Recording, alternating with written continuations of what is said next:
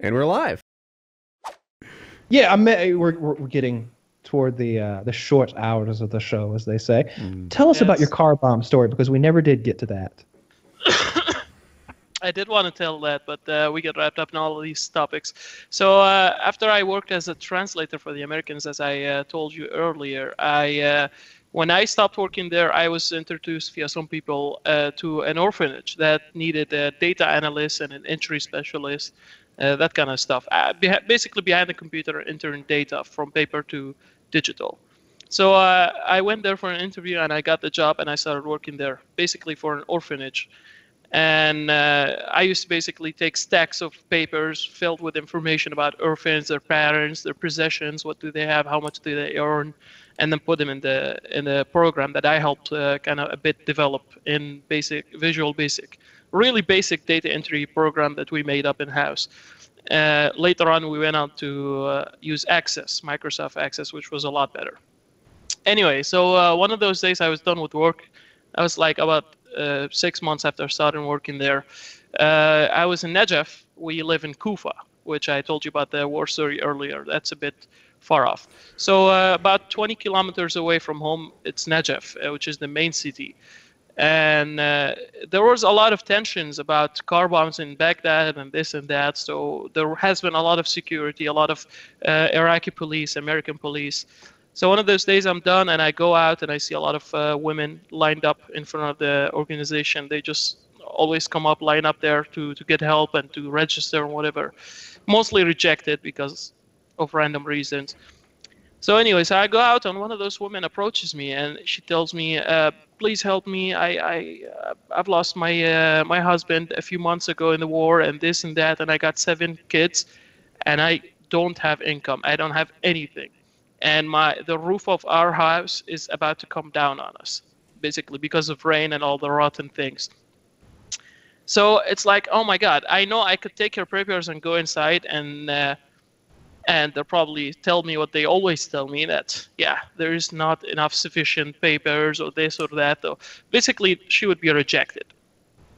So I was like, oh my God, I don't know how to tell you. I'm trying to tell her, but she just keeps insisting. So I take her papers, go inside, talk to my colleague, and it's like, yeah, you know what the answer is. So I come back outside, and then immediately there's an incredible bang that I feel like a lot of glasses shatter, of course, not very near me, but about like 500 meters away from me, half a kilometer. And a lot of glass shatter, an incredible boom sound that just almost deafens me. So we look up, and then there's this whole black smoke in the sky. And funny thing about this story is that my mother still to this day doesn't know about this. And if she knew, she would have made me stop working at the organization. So anyway, I never told her. And of course, she heard in the news the next day, but I told her it was far away. She didn't know where my organization was. So I go out there in the main street where it happened, and I look to the south where it happened, and there were a lot of fire, a lot of people screaming. And the stupid idiot me being like, I don't know if it's brave or anything, but a lot of people kept going toward the direction of the car bomb. And so I did the same. I just kept walking toward it, and the closer I got, that was a very harsh experience. A lot of legs, a lot of dead bodies, a lot of blood. And yeah, that was one of my most harsh experiences I've ever experienced. So yeah, that was pretty much it. A lot of police came over and started cleaning up the streets. And immediately What do they after do with that, the body parts? Are there people walking around grabbing arms and legs and like putting them in a bin? yeah, so you know the Toyota trucks that you also have in America? Yeah. The Iraqi police uses one of those. And basically they pile up all the bodies in the back trunk, and they just take them away.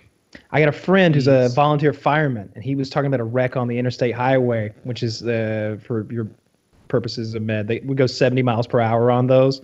So it's our faster highways. And someone had died in a car crash, and they were just splattered. And I'm like, what do you do? He's like, I had to go out there and shovel this person up and put them in like a bag. Like there's a certain, like all of them we could get needs to go in that bag. And like they're like, get as much as you can. Yes. And I'm like, well, what's the consistency? Like, I'm like, I gotta know.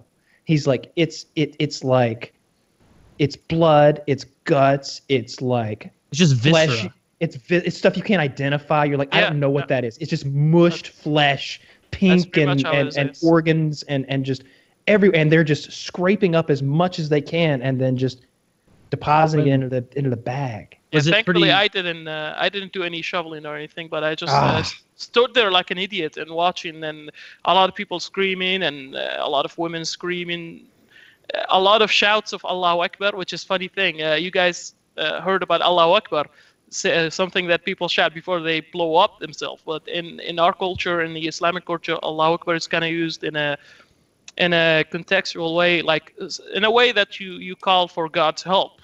Just by praising him. So you say, God, I think it's very similar to when, if you ever watch like a YouTube video of Americans and something bad's happening, we say, oh God, oh God, oh God, oh my God, oh my God. That's a great example. A lot of people don't realize this, but that's exactly how we use Allahu Akbar. So you hear Allahu Akbar, you freak out, but in Iraq it's kind of normal. Although I will say you don't always use it that way. I've never heard an American go, oh my God! Oh my God! But on the other hand, I've seen plenty of Muslims go, Allah Akbar, Allah Akbar, and everybody gets pumped up and they start fucking. We are very like, come on. We are very smart people, and we use words in a lot of different ways. So that's all I say. What is for when you were walking over there and you saw the bodies and everything? Was it? Like, what was going through your head? Like, you were probably, it was almost surreal, probably. Like, did it take a little while for it to, like, settle in that it actually happened and it wasn't, almost a dream sequence? It took me a day. It took me a day to realize what I've been through. I was in shock at the start. So I go in there, start walking. Some people talk to me, and it's like, help me out, take my carriage out. Some people are trapped under there. Basically, some people were trapped. They were injured but trapped because of a carriage that the blast has pushed on them. So I helped them drag a carriage. I start walking away again and start watching the police come over, and they start moving people. They start looking for survivors, this and that. And my shoes were all over with blood. So I go to the corner and grab some plastic bag that I found on the ground, and I wipe my shoes, and I just walked home. Walked to the bus that took me to home. And at that time, when I went home, you won't believe it. It was like a normal day. I didn't feel anything. Like I've never, nothing has happened to me that day. Nothing has happened. I went home and it's a normal day. I just had dinner, talked to my mom, just played a video game, turned on my laptop, put my Lost episode. I remember very specifically I watched Lost that day. And then I go to sleep. Next day I wake up. Oh my God, the feeling is pretty much undescribable. I was like, I don't know, depressed, shocked, and I don't know. It was really harsh. And I remember, it's weird when something happens. But 9/11 was like that. Like the nation needed permission to care about sports again, to laugh again, to like there was a national sorrow after 9/11, and then of course we didn't see body parts, in the same way that you did, but I feel like it's similar. Yeah, exactly. That's it's weird how like you'll see. I just imagine you seeing that. I don't know how far it was from your home, but several miles from your home, and then about 30 kilometers. Okay, so miles. Just down the road, something horrible, almost undescribable has happened, and you've been right in the thick of it. But then you go back home, and everything is exactly the same. Like that other shit didn't happen. Yeah, like this shit back here is completely independent of that. It doesn't seem right because what had happened over there seems so terrible, immense, and important that how can things over here still even be the same? How could there still be sandwiches to be made at home when there's legs on the ground 15 kilometers away? Processing it's a weird thing for us to deal with. Exactly. Couldn't process it at the beginning, and then took me a whole day to even realize what I've been through. And it's like I was at the time I was 18, I think, 2008 this was, and so the next day I was completely shocked. I didn't play video games, I didn't read a book, I didn't do anything, and so I just went to school, did my thing. I remember very distinctly a lot of people asking me what's going on and this and that, but I didn't answer. Just went home, and then a week later life just went on and just forgot about it. But I still have nightmares about that. So that's fucked, man. That's horrible, dude. What's the nightmare like? Well, basically just me being, I don't know if I should describe this, but I have a lot of weird nightmares. But one of them is that I'm completely drowned in blood, and a lot of people asking me for help, but I'm too arrogant or something. I don't know. I feel like I don't want to help them.